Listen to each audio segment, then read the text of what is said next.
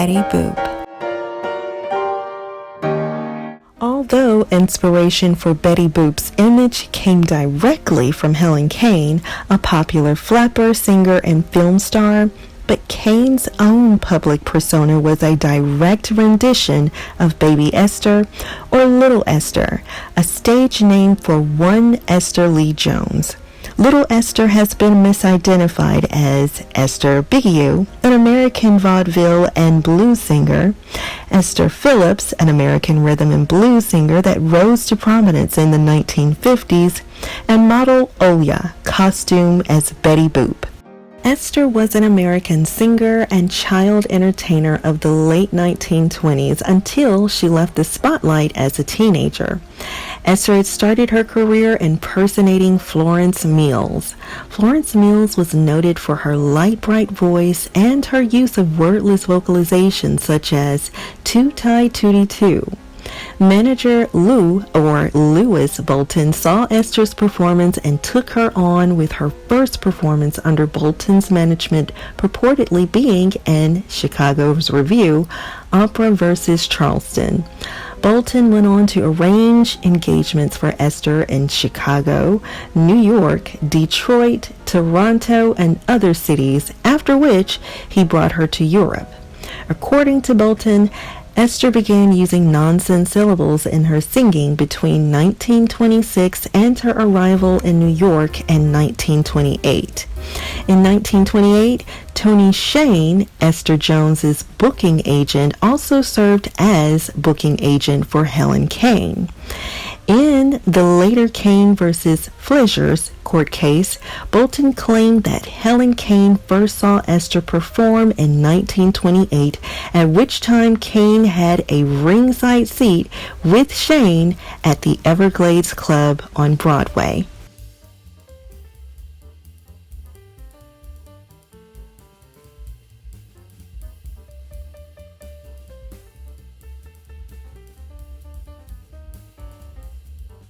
Little Esther had a natural baby singing voice as a child star.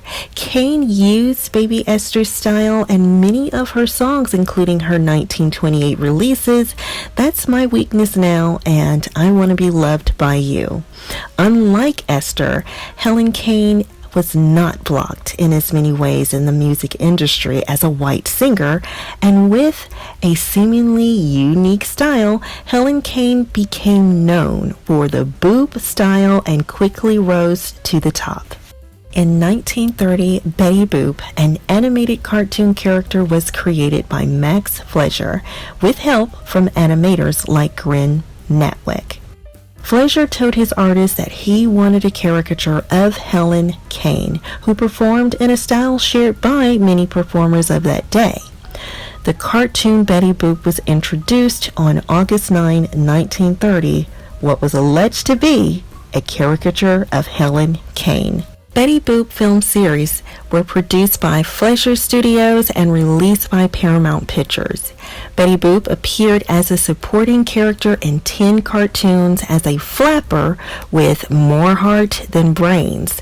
In individual cartoons, she was called Nancy Lee or Nan McGrew, derived from the Helen Kane film Dangerous Nan McGrew in 1930.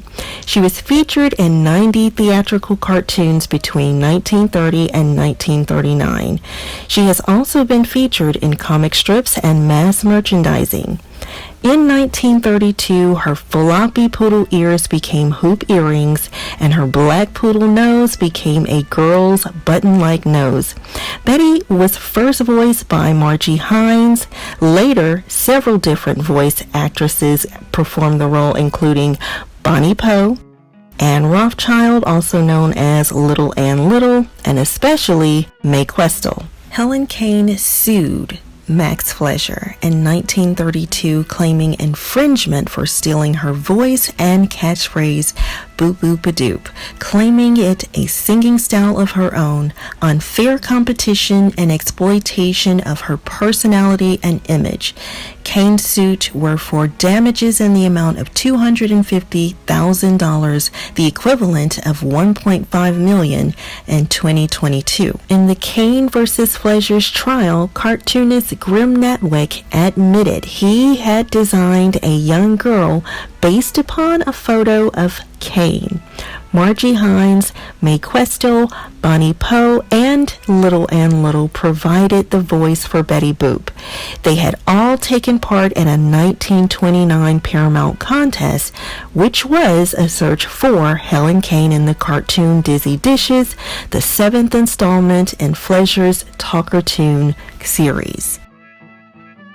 Fleischer defended himself by proving Helen Kane's singing style was not an invention of her own. Lou Bolton testified during the Kane versus Fleischer's trial that Helen Kane saw Baby Esther's cabaret in 1928, doing her unique scat technique on stage, in which Esther used interpolated words such as boo boo boo and do do do. An early test sound film of Baby Esther's performance was used as evidence. Kane saw Baby Esther way back in 1928. It was Esther who Kane had appropriated. But there were other Black American performers that were using the same scat singing style in songs before Helen Kane. Performers such as Gertrude Saunders, Mae Barnes, Florence Mills, and others. Also, Esther Biggio was not Esther Jones, but Biggio also did scat singing, making her also a Black American originator. Helen Kane lost her lawsuit against Max Fleischer, and Betty Boop went on booping. Just my perspective. Helen Kane took a style of singing and capitalized off of it. Then, cartoonist Max Fleischer allegedly used Helen Kane's persona. He used the same style, and he too capitalized. Helen Kane sued Fleischer over the same style of song she appropriated and walked away with nothing. Well, ain't that nothing?